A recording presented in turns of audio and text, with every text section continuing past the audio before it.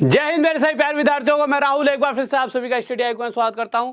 तो आज हम करने वाले ज्योमेट्री का पार्ट 11। ठीक है, तो जो कल करा था उससे आगे बढ़ते हुए हम क्वेश्चंस को सॉल्व करेंगे। ठीक है, तो कुछ चीज़ें देख लेते हैं एक बार।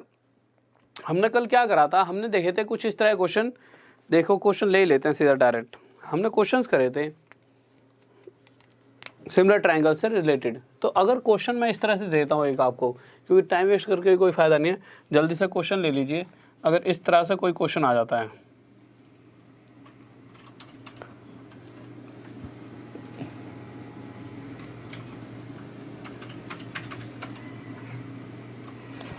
और अब क्वेश्चन क्या कहेगा, धीरे धीरे समझते रहना। क्या कहेगा, ए है, ये हमारा बी है और ये हमारा सी है। अब क्वेश्चन कह रहा है कि जो ये वाली रेखा है डी ई, जो डी ई लाइन है वो पैरेलल है बी सी के। तो यहाँ पे लिख देते हैं डी ई पैरेलल है हमारे बी सी के। उसके बाद आगे उसने क्या दे रखा है, आज तो बहुत सुंदर सी दिख रही फिगर है। तो आगे जब देखा तो उसने आगे क्या क्या रखा हमारे को, उसने एक लाइन और खींच रखी है ऐसे डी एम, ये रहा एम पॉइंट, और एक लाइन यहाँ से ज्वाइंट करके सी। तो वो कह रहा है डी एम और सी भी आपस में पैरेलल है। तो डी एम पैरेलल है सी के। अब देख लेते हैं वो हमसे पूछ कर रहा है। तो उसने हमसे सबसे पहले दे क्या रखा है ये देख लेते हैं। तो उसने क्वेश्चन में दे रखा है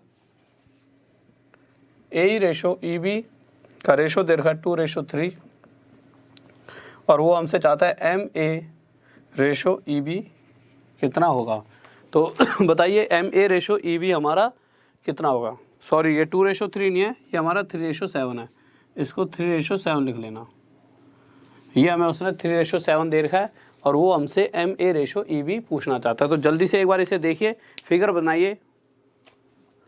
हाँ भाई, जल्दी से एक बार देख लीजिए।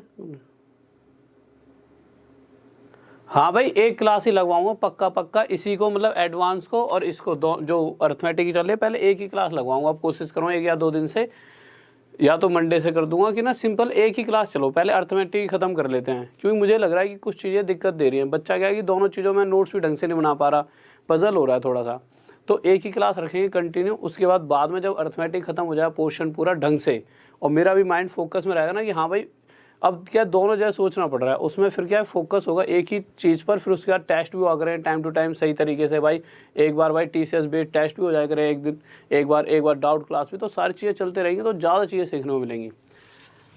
इसलिए अब कोशिश पूरी यही रहेगी पक्का पक्का कि आपकी एक ही क्लास को चलाया जाए। और थोड़ा सा ना चलो क्वेश्चन पे आओ, बाद में बात करते हैं। तो क्वेश्चन को जब मैंने देखा तो क्वेश्चन ने हमें क्या क्या रखा है। क्वेश्चन कह रहा है कि जो ये DE लाइन है वो इस BC के पैरेलल है। अब मुझे आप एक छोटी सी बात बताइए, अगर ये दोनों लाइनें यहाँ पर नहीं होती, ठीक है, इसे भी मैं मिटा देता हूँ और इसे भी मैं मिटा देता हूँ, तो ये जो पूरा ट्रायंगल है इसके अंदर हमें दे क्या रखा है कि AE, इस पॉइंट को बाद में लिख लेंगे, AE 3 है और EB कितना है 7। तो हमने एक बात कल सीखी थी कि कोई भी ट्रायंगल दे रखा है, जैसे मैंने कोई भी ट्रायंगल ले लिया ABC, और इसके अंदर इसके पैरेलल एक लाइन ऐसे खींच दी गई। तो जो ये लाइन है अगर इस वाली लाइन को 3:7 में बांटेगी कोई ये वाला पॉइंट, तो ये वाला पॉइंट भी किस कंडीशन में, जब ये दोनों आपस में पैरेलल हैं। पैरेलल होने पे होता क्या था, ये छोटे वाला ट्रायंगल और ये बड़े वाला ट्रायंगल आपस में सिमिलर होता था, जिस कारण से ये वाली जो लाइन है पैरेलल लाइन, इस वाली मतलब इस पूरी लाइन को अगर इस रेशो में बांट रही है तो इस पूरी लाइन को भी 3:7 में ही बांटेगी। ये चीज़ हमने कल ही सीखी थी। तो इसी तरह से अगर मैं यहाँ पर आपसे कहूँगा कि DE जो है वो पैरेलल है BC के, कहाँ से, क्योंकि क्वेश्चन में साफ साफ दे रखा है अगर ये दोनों पैरेलल हैं, तो अगर ये DE पॉइंट इस पूरी लाइन को 3:7 में बांटता है तो ये वाली लाइन भी D पॉइंट पर 3:7 में ही बटेगी। चलो इतनी सी बात तो हमने सीख ली। अब उसके बाद दूसरी बात जो हमने यहाँ से मिटा दिया था, अभी हमने क्या मिटाया था, यहाँ पर ऐसे करके एक पॉइंट M था और हमने इसे ज्वाइन कर लिया था, और ये दोनों भी आपस में क्या थे, पैरेलल। अब अगर इस वाले ट्रायंगल की बात की जाए, कौन से वाले ट्रायंगल की, अच्छा एक बात रुक जाओ, ट्रायंगल की बात करने से पहले ये दोनों रेशो में अगर मैं इसको 30 बना दूँ और इसको 70 EB को, तो क्या इसका रेशो 3:7 से कुछ अलग हो जाएगा? नहीं होगा भाई। 0 से 0 काट दो, फिर से 3:7 है कि नहीं है, ठीक है। अब हुआ क्या कि अगर मैं इस वाले ट्रायंगल को देखता हूँ, ए से लेकर सी से लेकर ई तक, इस ट्रायंगल की अगर मैं बात करूँ तो आप क्या देखोगे इसको बाद में लिख लेंगे, साइड इसे 30 इधर लिख दो, ठीक है। यहाँ फिगर ले लेता हूँ। अगर इस तरह से अगर कोई फिगर दे रखी है,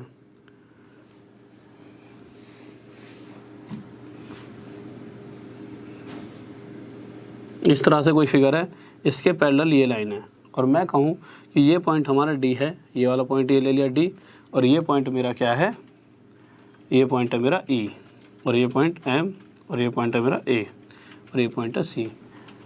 अगर इस ट्राइंगल को देखा गया और इसके अंदर अगर ये 3:7 है और ये दोनों लाइन पैरेलल हैं, तो ये भी तो 3:7 हो जाएगा। मतलब ए एम और एम ई का जो रेशो होगा, ये रेशो है, ये नहीं है कि इसकी लेंथ 3 है। मतलब जो भी अगर इनका टोटल हुआ, जैसे 10 होता है इनका टोटल, कि ये 10 मीटर की लेंथ होती है इसकी पूरी, ए से लेकर ई तक, तो 10 में से 3 ये होती, 7 ये होती अगर ये 20 होती तो 20 में से 6 ये होती, 14 ये होती। इस तरीके से रेशो की बात कर रहा है। तो यहाँ पर मैंने देखा इनका रेशो भी 3:7 आ जाएगा। इस बात में किसी बच्चे को डाउट, जल्दी से बताइए। कोई दिक्कत नहीं है, तो आगे चलते हैं। अब मुझे आप एक बात बताइए, अगर क्वेश्चन के हिसाब से भाई यहाँ से लेकर यहाँ तक हिस्सा 3 और ये हिस्सा 7, अगर टोटल ये 10 मीटर लंबाई होती, ए से लेकर ई तक की लंबाई अगर 10 मीटर होती, तो उसमें से 3 हिस्सा इसका होता और 7वां हिस्सा इसका होता। पर क्वेश्चन के हिसाब से जब हमने देखा तो यहाँ से लेकर यहाँ तक की लेंथ कितनी ले रखी है हमने, 30। अगर 30 लेंथ है तो इससे कितना गुना आता है, 3। तो इसी प्रकार ए एम की लंबाई भी 3 गुना ज़्यादा 9 हो जाएगी, और एम ई की लंबाई भी 3 गुना ज़्यादा कितनी हो जाएगी, 21। अब क्वेश्चन पूछ रहा है M A ratio E B बताइए। तो एम से लेकर ए तक की वैल्यू कितनी है हमारी, 9, और ई से लेकर बी तक कितना है, 70, ठीक है। एम ई पूछा या एम ए पूछा, चलो एम ए पूछ लेते हैं। तो एम ए की वैल्यू कितनी है, 9, और ई बी की वैल्यू कितनी है, 70, और यही क्या आ जाएगा हमारा आंसर। किसी बच्चे को डाउट, जल्दी से बताइए। हाँ भाई जल्दी से बताइए, किसी को doubt.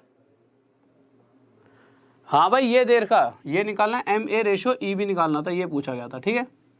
M A ratio E B निकालना था। अगर वो क्वेश्चन में ये कह देता कि हमारे को निकालना है M E ratio E B, question में क्या कह देता, M E ratio E B निकालना है, तो हम क्या देखते, एम ई कितना है 21 और ई बी कितना है 70, और इसे जब आपस में काटते तो 7 से ये 3 पे जाता और ये 7 से 10 पर, और 3:10 हमारा क्या आ जाता आंसर। इस बात में किसी बच्चे को डाउट, जल्दी से बताएं। ठीक है, तो अगले क्वेश्चन पर चलते हैं। इसी तरह का एक क्वेश्चन हो लेते हैं बहुत प्यारा सा, और आप सभी को क्वेश्चन करना है खुद अपने आप। तो यही फिगर है सेम, क्वेश्चन क्या कह रहा है, और जल्दी से करेंगे क्वेश्चन को। तो क्वेश्चन कह रहा है हमारा कि वही ए ई रेशो ई भी दे रखा है हमारे को 2:3, और साथ में ये वाली बातें भी इसमें क्या ही रखी हैं कि डी ई पैरेलल है, इधर लिख लेते हैं इस बार, डी ई पैरेलल है बी सी के, और ये वाला बी, ये भी, ठीक है। और क्या रहा है, डी एम पैरेलल है सी के, और साथ में उसने और क्या दे रखा है हमारे को, और कुछ नहीं दे रखा, और उसने हमसे पूछा है M A ratio E B बताइए। तो M A ratio E B बताइए। तो फिर से आप जल्दी जल्दी करके देख लेते हैं होगा क्या। अगर ये लाइनें नहीं दे रखी होती तो मैं देखता कि ए ई रेशो, ए ई मतलब यहाँ से लेकर यहाँ तक कितना दे रखा है 2, और ई बी यहाँ से लेकर यहाँ तक 3। और आपको पता है कि अगर इस ट्राइंगल के अंदर इसके पैरेलल ये है, तो ये पॉइंट अगर इस लाइन को 2:3 में बांट रहा है, तो ये पॉइंट भी इस लाइन को 2:3 में बांटेगा, पहला स्टेप। फिर उसके बाद अगर मैं इसको यहाँ पे ऐसे जोड़ देता हूँ और इसको मैं यहाँ पे जोड़ देता हूँ, तो ये एम पॉइंट ले लिया हमने। तो आप देखोगे अगर मैं इसको यहाँ से मिटा दूँ 1 मिनट के लिए, तो आप देखोगे ये एक ट्राइंगल बन गया, ई से लेकर सी से लेकर ए पर। इस ट्राइंगल में ये और ये आपस में पैरेलल हैं, तो इस पैरेलल लाइन का एक पॉइंट यहाँ पर है जो इस वाली लाइन को 2:3 में बांट रहा है, और इसी पैरेलल लाइन का एक पॉइंट यहाँ पर है, और जो इस पूरी ए ही लाइन को भी किस में बांट देगा, 2:3 में।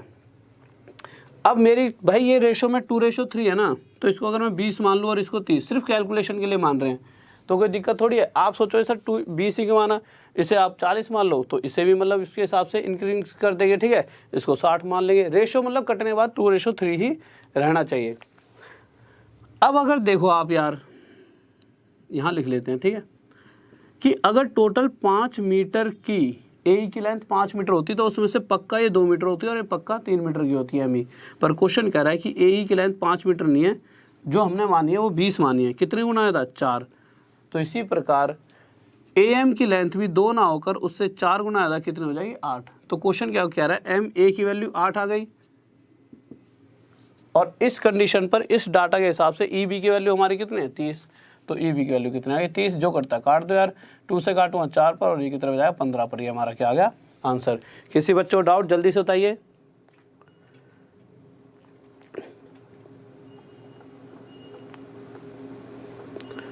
हाँ भाई जल्दी से बताइए, किसी बच्चों को डाउट। हाँ भाई देखिए, तो नेक्स्ट क्वेश्चन पर चलते हैं। बहुत ही, अब अगला क्वेश्चन लेंगे, बहुत ही प्यारा सा है।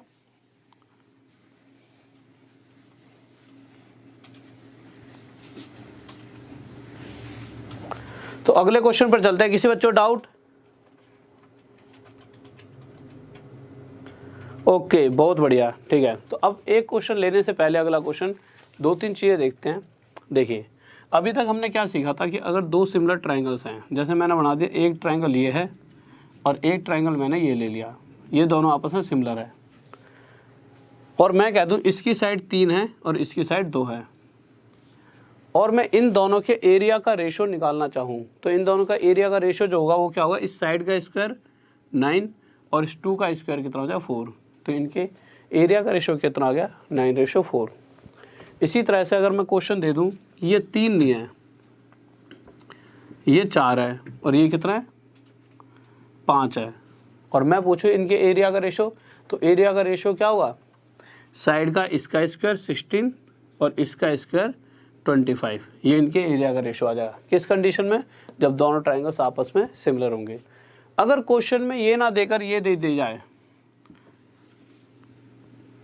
क्वेश्चन में ये दे दिया जाए कि जो ये ट्राइंगल है इसका एरिया 36 है और इसका एरिया कितना है, 49, और ये दोनों ट्राइंगल आपस में सिमिलर है, तो इनकी साइडों का रेशो बताइए। तो साइडों का रेशो आप निकाल सकते हो कैसे भाई, अगर यहाँ से यहाँ जाने पर हम स्क्वायर कर देते तो यहाँ से यहाँ पर आने के लिए इसका क्या करना पड़ेगा, रूट। तो इसी तरह से अगर साइडों का रेशो निकालना है तो इसका रूट 6 और इसका रूट 7। इतनी सी बात में किसी बच्चों को डाउट हो तो जल्दी से बताएं, कोई दिक्कत नहीं है। अब मुझे एक बात बताइए, अगर क्वेश्चन के अंदर ऐसे दे रखा होता,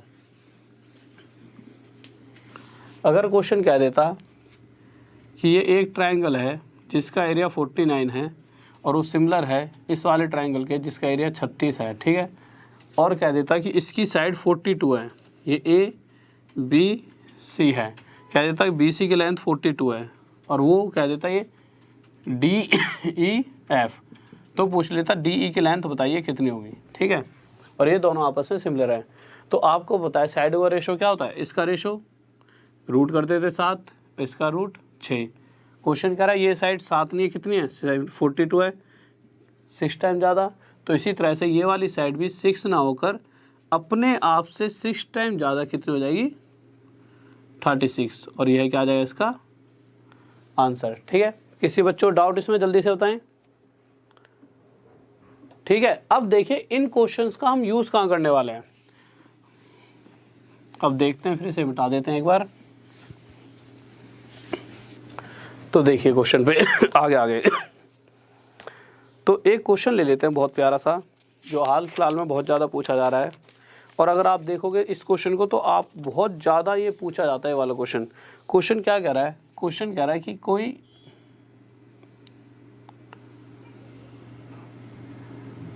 एक ट्राइंगल दे रखा है, ठीक है, और कह रहा है ये ट्राइंगल ABC है। बहुत ध्यान से इस फिगर को बना लेना, कम से कम 3 से 4 बार सेम टू सेम ये क्वेश्चन पूछा जा चुका है, बहुत ही ज़्यादा इंपॉर्टेंट क्वेश्चन है। कह रहा है ABC कोई ट्राइंगल है और DE कोई लाइन है जो पैरेलल है BC के, ठीक है। आगे कह रहा है AD रेशो DB हमें दे रखा है बराबर 2:3 के। तो वो हमसे ये पूछना चाहता है ये जो शेडेड पोर्शन है, शेडेड पोर्शन कौन सा पोर्शन है? DECB is what percent of triangle ABC, या फिर इस तरह से लिख सकते हो area of shaded portion is what percent of area of triangle ABC। तो क्वेश्चन ये पूछना चाहता है ये वाला हिस्सा इस पूरे ट्राइंगल के एरिया का कितना प्रतिशत हिस्सा है। और क्वेश्चन में दे क्या रखा है? क्वेश्चन बस सिंपल सी इतनी सी बात दे रखी है, ED और DB का रेशो दे रखा है 2:3। तो अब हम इसे कैसे निकालेंगे?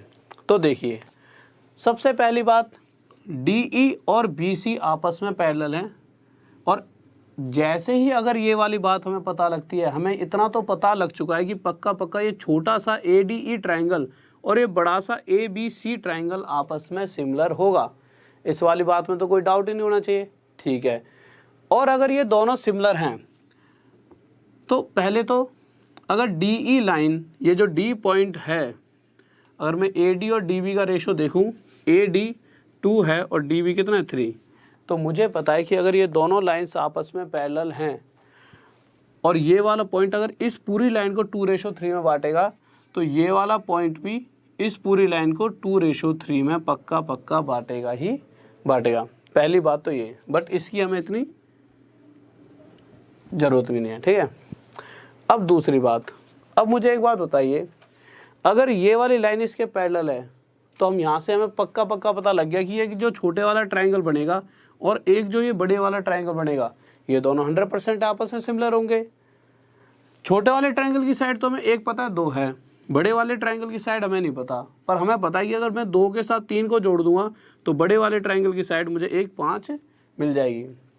और मुझे ये भी पता है कि अगर 2 ट्राइंगल सिमिलर हैं और एक की साइड 2 है और एक की साइड 5 है, तो इनके जो एरिया का रेशो होगा वो क्या होगा? 2 का स्क्वायर, इसका 4 और 5 का स्क्वायर 25। तो मैं कह सकता हूँ कि छोटे वाले ट्राइंगल का एरिया 2 का स्क्वायर 4 हो जाएगा और इस पूरे बड़े वाले ट्राइंगल का एरिया क्या हो जाएगा? 5 का स्क्वायर 25। पर हम एक चीज़ देखते हैं, यहाँ पर हमें क्या पता लग रहा है यहाँ पर कि भाई जो ये टोटल 25 एरिया है, इसमें से ऊपर वाला हिस्सा तो 4 है और जो शेडेड पोर्शन है वो कितना बच गया है? शेडेड पोर्शन बच गया है 21। अब क्वेश्चन यही तो पूछ रहा है कि इस पूरे ट्राइंगल का एरिया हमारा कितना आ गया? 25 का जो ये शेडेड पोर्शन है, शेडेड पोर्शन कितना आ गया? 21। कितना प्रतिशत है? और प्रतिशत निकालने के लिए हमें पता है क्या करते हैं? 100 की मल्टीप्लाई। और अगर मैं 25 से इस 100 को काटूँ कितने पर जाएगा? 4 पर। और इन दोनों को अगर मैं आपस में मल्टीप्लाई करूँ तो 4 से 1 पर और 4 से 2 पर। तो यहाँ से मुझे पता लगा 84% हिस्सा शेडेड पोर्शन कितना है? 84% पूरे ट्राइंगल के एरिया का। इस बात में किसी बच्चों को डाउट? बहुत बढ़िया भाई, बहुत बेहतरीन, बहुत बच्चों को आंसर भी आ गया, गजब, शाबाश। अब एक क्वेश्चन जो अभी लेने जा रहा हूँ, इसके बाद वो क्वेश्चन भी आपका बहुत बार पूछा जा चुका है। तो देखते हैं अगला क्वेश्चन क्या कह रहा है। तो अगले क्वेश्चन पर आते हैं एक बार कि हमारा अगला क्वेश्चन क्या कह रहा है, ठीक है।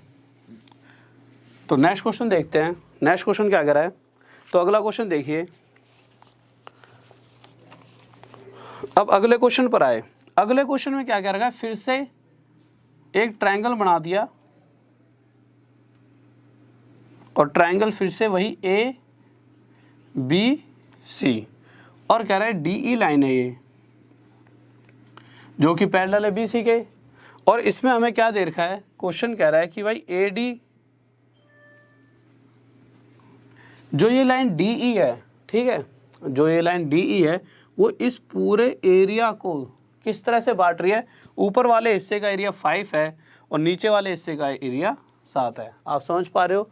ऊपर वाला जो ये ट्रायंगल ADE है, ADE area of triangle ADE हमें 5 दे रखा है और साथ में इसका एरिया जो रेशो है इनका ये, ठीक है, रेशो में लिख लीजिए, रेशो एरिया ऑफ क्वाड्रिलेटरल क्या दे रखा है हमारे को, DECB, इनका जो रेशो दे रखा वो दे रखा 5:7। और साथ में हमें ये बात भी पता है DE जो BC के पैरेलल है, DE पैरेलल है BC के। तो हमसे पूछना क्या चाहता है, तो हमसे ये पूछना चाहता है AD और DB लाइन का रेशो बताइए। वो हमसे ये पूछ रहा है कि AD और DB लाइन का रेशो बताइए। अब सबसे पहले हमारे ध्यान में आया यार कि AD लाइन 5 का रूट कर देंगे, आ गया, बट हमें इस वाली लाइन का भाई DB निकालना है। DB का लिए हम क्या करेंगे, 7 का रूट। आपके दिमाग में आया और आपने डायरेक्ट आंसर दे दिया भाई √5 ये आ गई और √7 ये आ गई। पर ये तो आंसर गलत हो जाएगा। अब ये आंसर गलत क्यों होगा, इसलिए गलत होगा, कुछ बच्चों ने ऐसा कर भी दिया और नहीं भी करा होगा, तो कुछ दिमाग से सोच रहे होंगे कि ऐसा भी कर सकते हैं, बट हम ऐसा नहीं कर सकते। क्यों नहीं कर सकते भाई, इसका रूट हम तभी कर सकते हैं, इसका रूट कर रहे हैं ठीक है, इस 7 का रूट थोड़ी करें। क्यों, 7 किसका एरिया है, इस वाले हिस्से का, नीचे वाले का। और ये वाली कंडीशन कब लगती है, जब रूट करते थे, ये तब लगती है जब दोनों ट्राइंगल्स आपस में सिमिलर हों। और जैसे मैं कह दूँ ये 36 है और ये 49, अगर ये दोनों आपस में सिमिलर हैं तब मैं क्या करूँगा, इनकी साइडों का रेशो निकालने के लिए इनका रूट करूँगा और ये 6 आ जाएगा और ये 7। क्या ये कोई एक ट्राइंगल दे रखा है, नहीं, हमें पता है एक ट्राइंगल तो ये है छोटे वाला, और एक ट्राइंगल ये पूरा बड़े वाला है ABC। और पूरा बड़े वाला ट्राइंगल ABC का अगर मैं एरिया निकालना चाहूँ तो आप साफ साफ देखोगे, इसको 5 को और 7 को अगर मैं जोड़ दूँ तो ये पूरे ट्राइंगल का मुझे एरिया मिलता है। तो 5 और 7 को जब मैंने जोड़ा तो टोटल मेरे पास आया 12। तो यहाँ से मुझे पता लग गया कि टोटल ABC का जो एरिया है वो है कितना, 12। तो अगर अब मैं रेशो निकालना चाहूँ तो मुझे पता लग गया भाई, एक छोटा सा ट्राइंगल है जिसका एरिया 5 है और एक बड़े वाला ट्राइंगल है जिसका एरिया 12 है। तो इनका रेशो क्या आ जाएगा, इसका रूट 5 और इसका रूट 12, यही तो रेशो आएगा। तो यहाँ से मुझे पता लग गया AD √5 हो जाएगी और पूरी की पूरी AB, भाई पूरा एरिया 12 है ना, तो पूरी पूरी AB हो जाएगी √12। किसी बच्चे को इसमें डाउट नहीं होना चाहिए। अब क्वेश्चन ने पूछा कि AD, तो AD तो √5 आ गया, और क्वेश्चन आगे पूछ रहा है DB। अब यार DB तो हमें पता ही नहीं है, पर हम साफ साफ देख सकते हैं कि अगर यहाँ से लेकर यहाँ तक की लेंथ √12 है और इस √12 में से अगर मैं √5 हटा दूँ, भाई ये वाला ऊपर वाला हिस्सा हटा दूँ, तो मुझे ये मिल जाएगा। तो मुझे पता लगा DB की लेंथ क्या है, √12 माइनस √5, और ये मेरा AD रेशो DB आ गया। इस बात में किसी बच्चे को डाउट, जल्दी से बताइए। हाँ भाई जल्दी से बताइए, इस वाले चीज़ में किसी बच्चे को डाउट। AD आ गया √5 रेशो √12 माइनस √5, इस चीज़ को उतार लीजिए, ठीक है, स्क्रीनशॉट ले लें। फिर अगले क्वेश्चन पर चलते हैं। अब इसी तरह से एक क्वेश्चन और पूछा गया था। क्वेश्चन क्या पूछा गया था देखते हैं एक बार। क्वेश्चन इस तरह से पूछा था, इसको मिटा देते हैं एक बार। इस बार क्वेश्चन में ना ये दे दिया था, क्वेश्चन दे दिया था फिर से यही कि A, और ये वाला क्वेश्चन सबसे ज़्यादा पूछा गया जो अभी करा रहा हूँ, ठीक है। इसी मतलब ये बेस पे हर बार क्वेश्चन बहुत ज़्यादा आते हैं, ठीक है। अगर आप देखोगे मतलब प्रीवियस ईयर का भी क्वेश्चंस लगाओगे तो आपको पता लगेगा ये क्वेश्चंस बहुत बार देखे जा चुके हैं।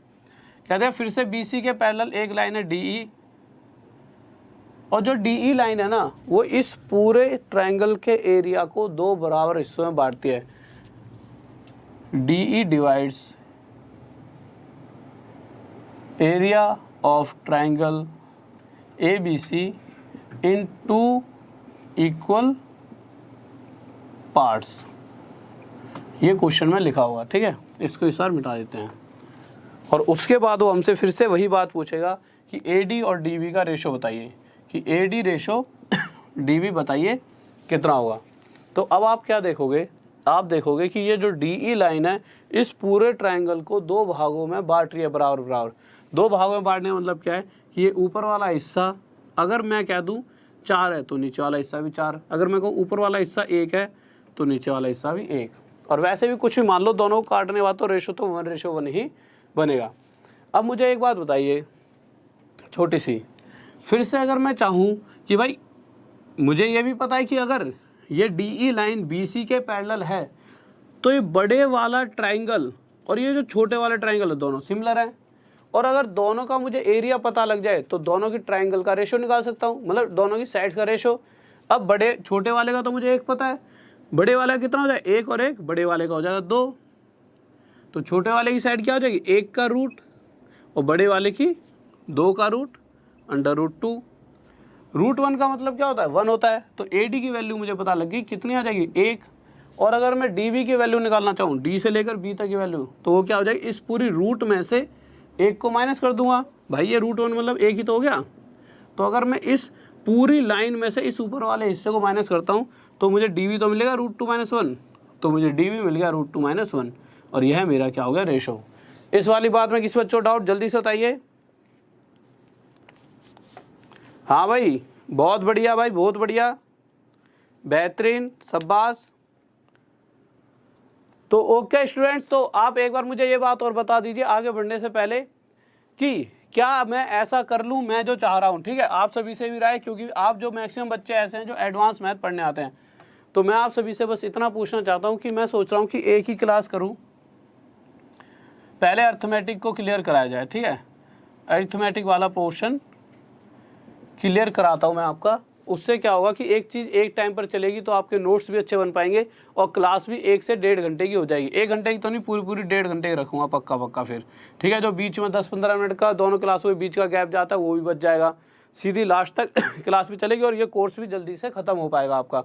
नहीं तो एग्ज़ाम तक कोर्स शायद ना खिंच पाए। ठीक है, तो कोशिश करते हैं ऐसा कर देते हैं, पहले अर्थमेटिक चला लेते हैं, फिर उसके बाद एडवांस की क्लासेस भी खींच देंगे। ठीक है, तो एक बार आप बता दीजिए। और साथ में हर सैटरडे को TCS बेस्ड जितने भी TCS ने एग्ज़ाम लिए हैं तो TCS बेस्ड एक टेस्ट ले लिया करेंगे और साथ में संडे को फिर आपके डाउट। तो जल्दी से बताइए, अगर इस तरह से करना हो, पहले एक बार अर्थमेटिक को ख़त्म करा दूं तो जल्दी से आपका जवाब सबसे ज़रूरी है, आपके ही उससे, क्योंकि मैं समझ पाऊंगा कि आप क्या चाहते हो। हाँ भाई जल्दी से बताइए, जल्दी से बताएं। देखिए ऐसे तो सब जवाब नहीं दे रहे, तो फिर इस तरह से मैं कैसे समझ पाऊंगा कि क्या बच्चा क्या चाहता है। तो जल्दी से बताएं।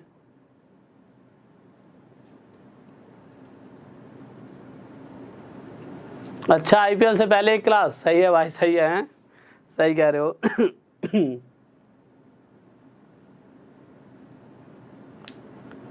हाँ भाई,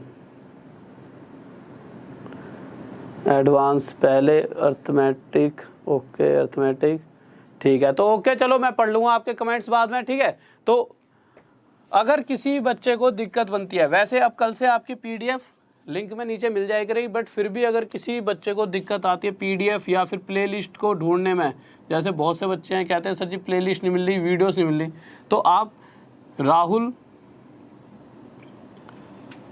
देसवाल स्टडी IQ अगर टेलीग्राम पर डालोगे, ठीक है, राहुल देसवाल स्टडी IQ, तो वहाँ पर मैं मिल जाऊँगा आपको। राहुल देसवाल स्टडी IQ से टेलीग्राम पर वो है, मतलब टेलीग्राम है मेरा, उसमें जाओगे तो उसमें डेली आप प्लेलिस्ट से जो भी, जैसे आज 2 वीडियो कराई तो वो डाल दिया करो, पूरी वीडियो प्लेलिस्ट के हिसाब से वहाँ पे डाल दिया करो, जिससे आपको वो चीज़ें मिल जाएँ। जिसको भी जो चीज़ चाहिए होगी वो मैं वहीं पे आपको उसी टाइम प्रोवाइड करा दूँगा, PDF भी यहीं पे प्रोवाइड करा दूँगा। साथ में आपको कल से एक लिंक भी मिलेगा, कल या परसों से मिलने लग जाएगा वीडियोज़ के नीचे ही।